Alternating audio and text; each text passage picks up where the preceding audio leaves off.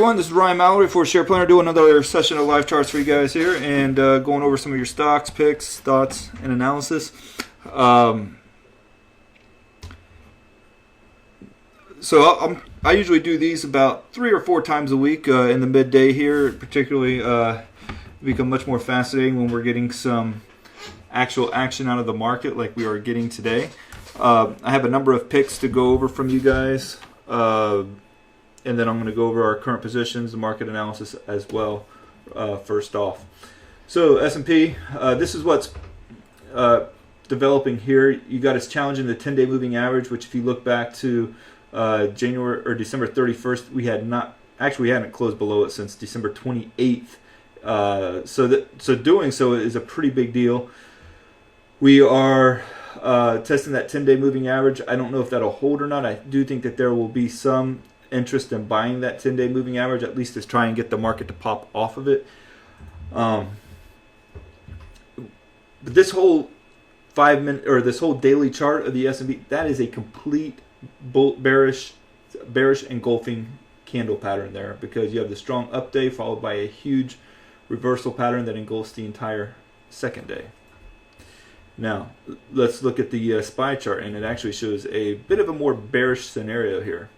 And this is pretty crazy how the market is working these days, because here we are closing at all-time 5-year highs here in the market yesterday, and then today we're just completely crash and burning. The volume looks like it will probably be a little bit less than what we saw on Friday, but in order to sell, if the market doesn't need a lot of volume typically, and quite honestly, we haven't really gotten much fluctuation out of the market on a day-to-day basis really over the past year or so, outside of major events like the FOMC, options expiration, stuff like that. But once again, on the SPY chart, we're testing the 10-day moving average as well, and so that's going to be very important considering the history with the 10-day moving average. But even more so, and I'm going to highlight it here for you, is this island reversal pattern. Like, I mean, where in the world is this thing coming from? And that's why I always say it's very important to keep a long watch list and a short watch list at all times, because here I was thinking that the market was starting to push into new highs and that it was just going to be resiliently, a bullish market for the time being, and that may end up being so. But we have to trade off of what we can see, even if that whips us around some. You have to trade off of what is being shown to you, because that's when you start trading off of your opinion and thinking this market has to go down, this market has to go down, I'm just feeling bearish. That's when you start getting yourself into some serious trouble, and that's what you want to avoid as traders. So even if we get whipped around a little bit, because we were net short on Friday, we're net long today. Even if we get whipped around a little bit, we still want to follow the charts, because that's the best thing that we can possibly do. When we start interjecting our own philosophies and beliefs in the market, that's when things get bad. Because if it was made from honestly, from 2009 onward, I've had a bearish outlook on our economy and just the prospects of this country and its ability to grow itself. Had I traded off of that, I'd be bankrupt today because of those views. Okay, I can't trade off of what my opinion is of all the circumstances surrounding the stock market, the economy, fiscal and monetary policy. I have to trade off of what these charts are showing. Otherwise, I'm going to blow up an account, and that's not what I want to do. SPY, you have this huge bearish island reversal pattern.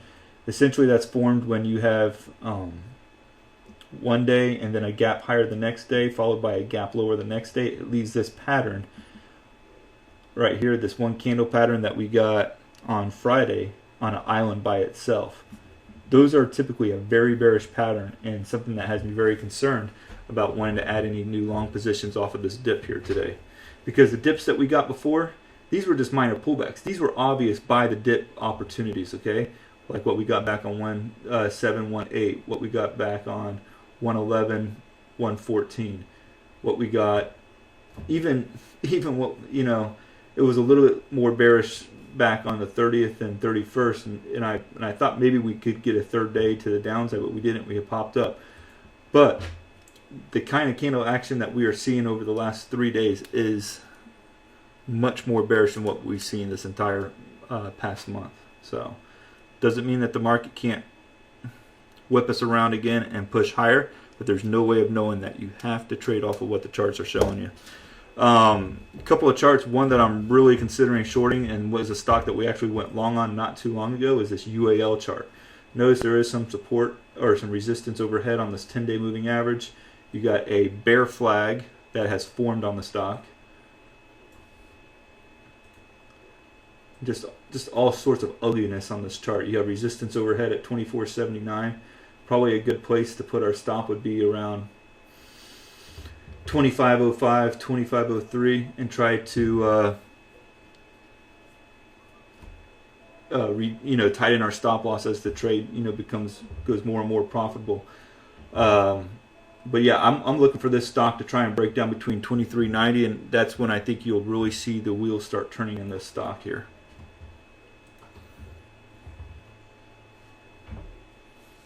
So that's my first one. The second one, and I talked about these a little earlier. ALV, another stock that I actually tried shorting not too long ago. When it broke down here back on the 16th. Actually, no, I'm sorry. When it broke down here on the 23rd, we were short on this stock, and it looked solid. Okay, and then it just went on this crazy tear higher. We got stopped out for not too much of a loss. Nonetheless, it was a stop out. But now we're breaking out again, and this is where I'm looking to get net short again. So I'm looking to get short maybe like around today at around 64, 68 or so. So it's not too far away. I'm not sold on the fact that I'm going to short this stock, but I am looking strongly at it right now. So those are the two stocks that I'm focusing on the most. Another one that doesn't look too bad is AVX, but I think it really needs to bounce a little bit more into this resistance before I get short on it. And needs to consolidate some too, so I know that it's starting to struggle at that resistance level.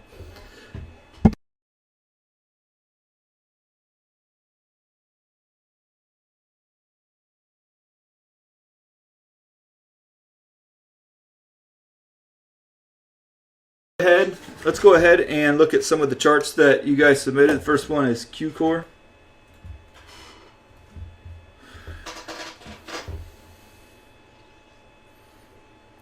All right, so you got like a left shoulder head. I'm going to say that might be a right shoulder there, but you have no real confirmed breakdown on this stock. I think you could see the bears start attacking this one once it gets below, say, 25.26 or so. So there's about 3% of room to really go before the wheels could come off of this one. In fact, you could probably make it a little bit tighter. 25, yeah, let's say 25.19. It's not really a clean entry, but just to be safe, 25.19 is where you want to get short at on this stock here. MJNA. This is a stock I had no idea existed. Absolutely no idea. It looks like a pump and dump. No reason to go after it. Even in the last 5 minutes, it's gone from 46 to 41 cents a share, which, what is that, like 10%? More than 10%? It just dropped like within a 5-minute period.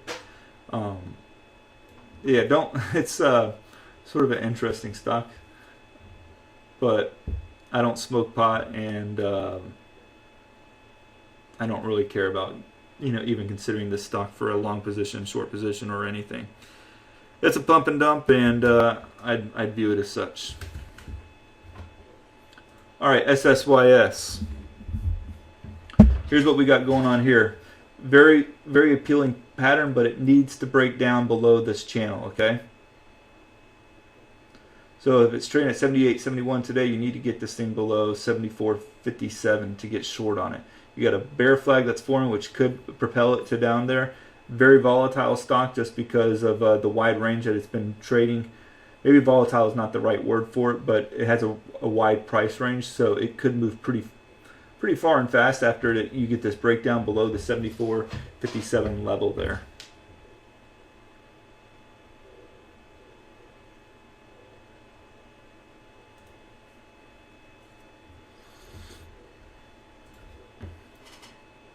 F.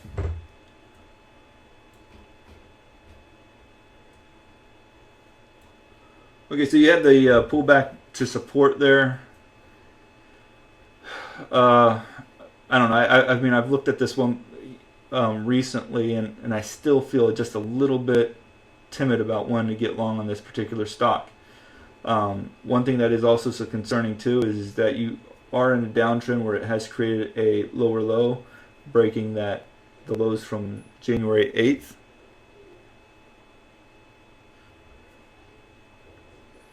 So I would say that there is a bearish reversal pattern occurring in F, just like there is in SPY. While you'd like to think that this support level, this long-term support level, would hold, I'm not very optimistic on it. So if you're going to trade it, you can keep you can actually keep risk fairly tight by putting a stop loss at, say, 1266, 1265, but I would not let it drop below that level before I get out. And that's exactly how I would trade it if you're wanting to get into it. I personally am going to stay away from it just because it has a hint of that bearishness going with it.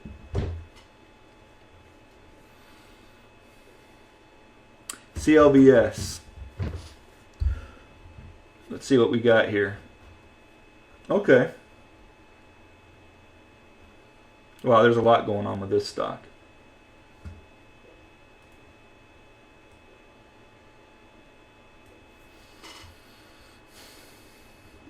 Just bear with me a second here as I'm drawing these patterns here. I'm just trying to identify the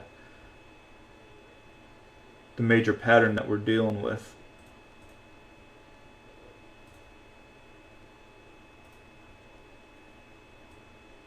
All sorts of action in this stuff. Good grief. All right. Let me tell you what I'm seeing here. You have a downward trend line off of these March highs, okay? It's been tested here again. It's been tested here again. All right. And each time it has failed to break out and has been met with some selling to a certain degree. A lot more so back in November when it tested it. It had a huge sell-off. I'm guessing that's probably either some kind of a approval didn't go so well or an earnings announcement. That concerns me right there because honestly, I don't know what kind of news that people might be waiting on to hear about CLVS. That's why I choose to trade like stocks like Teva or some of the bigger pharmaceutical companies rather than Clovis Oncology Incorporated. But here's why I wouldn't go long on it. A, you have one bullish thing that's going for it, and that is this bull flag pattern. Definitely a bull flag pattern. On the initial look at it, it looks very tradable. But what bothers me is how long the bull pattern has been going on for, because this bull pattern, while it would have been ideal to get long on it off of this trend line, it has not done anything but go beyond this trend line and actually break a decent uptrending stock. And it was only the third time that it had tested it, which tells you there's not much legitimacy in this trend line if it can only test it on the third time and break it. For that very reason, I would not trade this stock at all. So that's my concerns about it. A, the multiple rejections at resistance here. You do have a bull flag, but I think that is outweighed by the fact that you have a long-term trend line that is being broken in the stock. So avoid CLVS. Would not deal with that one at all. I'm going to get on to some stocks that Jim submitted here.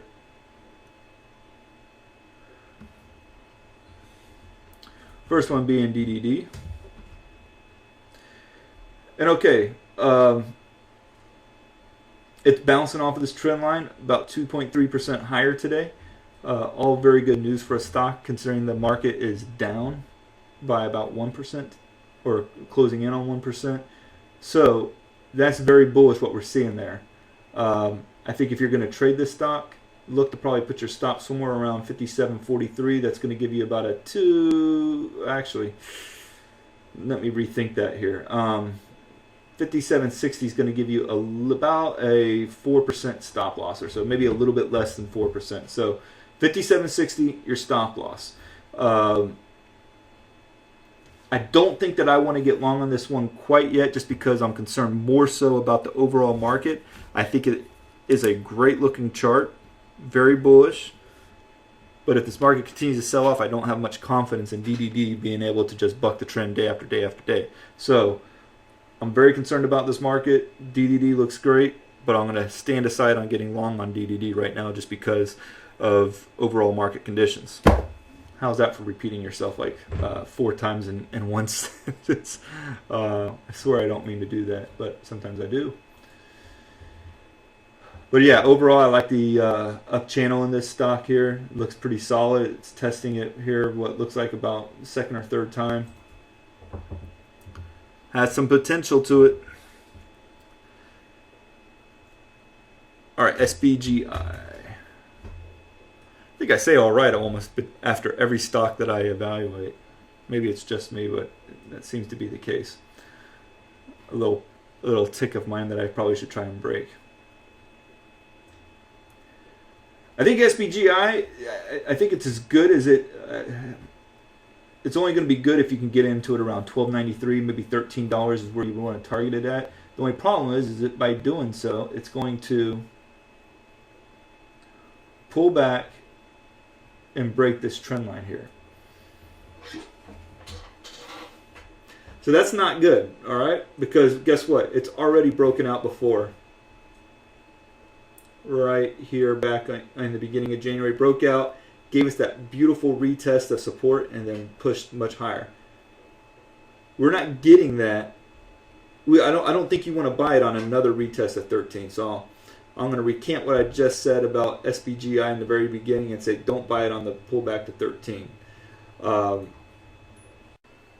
Let's go ahead and look at this TRMB here. You got a upward channel here. It's definitely bearish. Don't see an exact setup that I want to take advantage of, but it's broken this channel. It doesn't give me a clear risk reward objective. So even though it's bearish, I don't want to take advantage of it. That's in TRMB. Now, the next chart, RAX, I like it a lot. It's clearly broken down off of this trend line coming off of the November lows, moving higher. And once it broke it, it tried to regain that trend line but failed to do so. Pulls back, and now you got a rally into resistance that fails to do much of anything there too. So I think the ideal setup, I think you can get into this one now. I think you can put the stop loss at 77.15. I think the setup is as good as anything that I saw in ALV and UAL today. So I'm going to add this to my watch list. May initiate a position as a short, depending on how the rest of the market does. But we'll just wait until then. QIHU, it has a double top. I don't see a reason to get into it yet until it breaks this double top pattern neckline. Once it does that, I would like to see a rally back into resistance where I could get short in with a tight risk reward trade.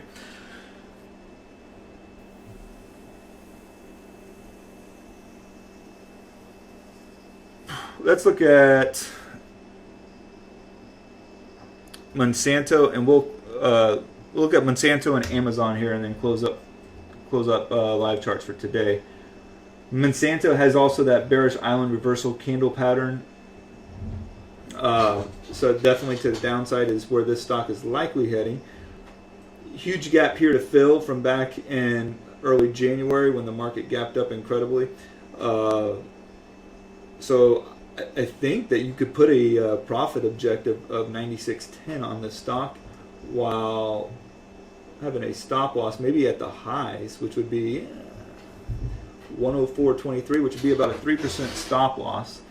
You can get about 5% that you can make off of this trade. So almost a 2-for-1. I think it's a pretty decent setup there. I gotta say, I mean, I really like some of these setups you guys have given me, particularly to the short side. I think there's a lot to work with today. A couple of years ago, I'd probably take all of them and just hope that the market go down lower. I've wisened up in my years of trading, and don't just jump in with 2 feet into the pool, because when you do that, you tend to sink right into the bottom. So let's test the waters. Let's maybe add a short position today to the portfolio. It'll give us a much more balanced portfolio going into tomorrow, which is a big unknown at this point. AMZN is breaking some of its long-term support here. I'll draw a line to show you exactly what I mean. You had a lot of support here from back in September, October of last year.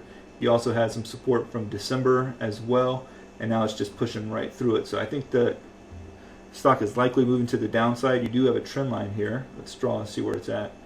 It's actually breaking that trend line as well. So this is a stock that is getting very quickly weakened, and I don't want to short it at this point. Once again, this is a stock that I'd rather see it push through a few percentage points and then come back and retest it, and then look at whether or not it is a decent short setup at that point.